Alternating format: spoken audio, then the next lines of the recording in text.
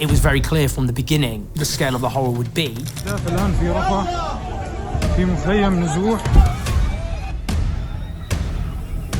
Because what I did is I listened to what Israeli leaders and generals were saying, and I took it literally. When they said they were going to wipe out Gaza and starve human animals, I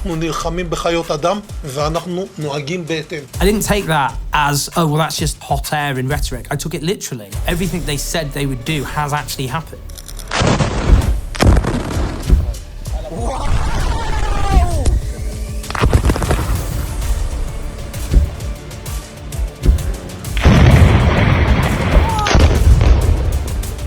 شفت بحياتك يا خالتي وتعبت والله انك حلو والله انك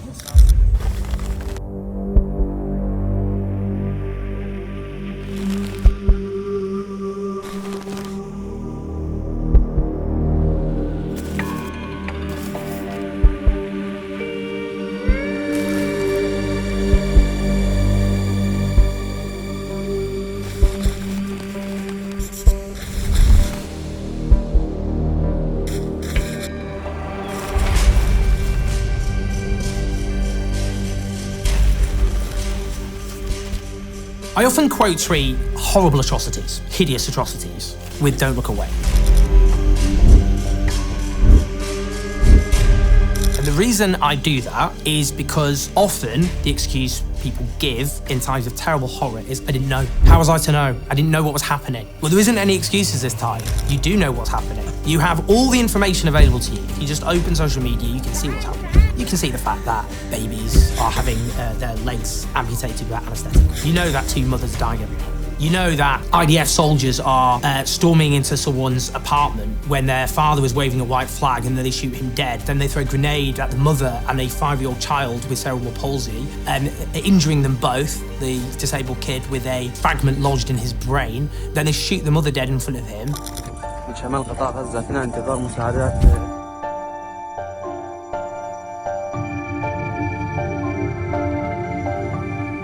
You know that IDF soldiers are posting images of them cackling hysterically as they blow up hospitals and homes, that they are stealing the possessions of Palestinian civilians who they have driven out of their homes, maimed and killed, women's underwear, the canes of disabled people, little bicycles posing in the cots of maybe dead babies. You know these things are happening, don't you? Really, deep down. And if you don't, then I can helpfully just present with my platform a selection, and only a selection of these atrocities. Most of the 14,000 Palestinian children who have mostly burned to death and suffered agonising, lonely deaths are not captured on film. Most of the nearly 40,000 Palestinians who've been killed through bombs and bullets, that's not captured on film. But some of them are, and it's so important people don't look away, because you need to know what's been done in your name every single day, every single hour, and you can't say you didn't know because all the evidence was there and there's no excuse. And that's why if you are looking away, then you're making a choice and you're making yourself complicit.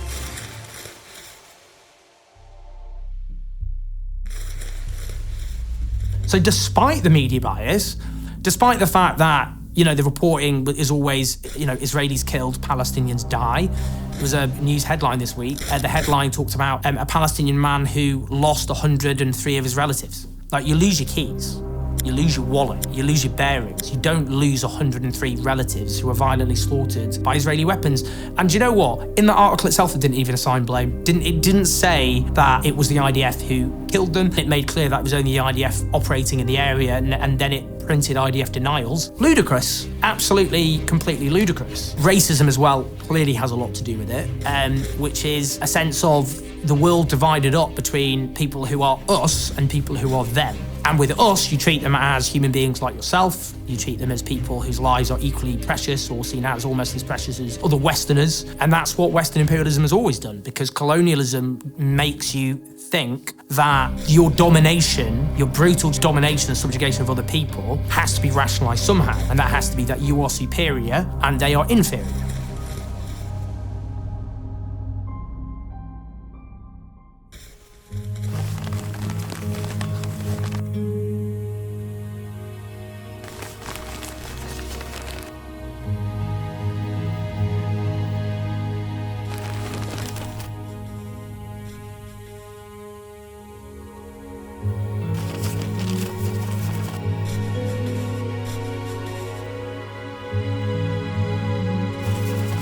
For me, boycott, divestment and sanctions is based on a model that worked.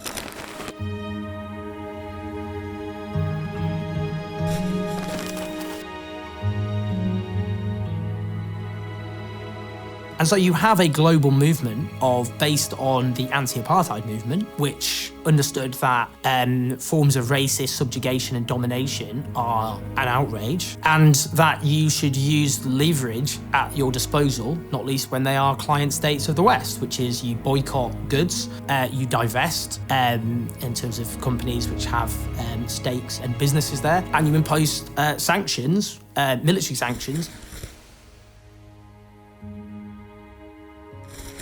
Shame on those Western states who are responsible for the horror that you are now suffering. They're arming your oppressors. We're never going to stop fighting to hold those who are responsible for the greatest crimes of our age, and we're never going to stop fighting until the Palestinian people are finally free of generations of subjugation, which has now culminated in genocide. All the polling shows that younger generations are more supportive of the Palestinian people than ever, and we're not going to give up on making sure that you are finally free.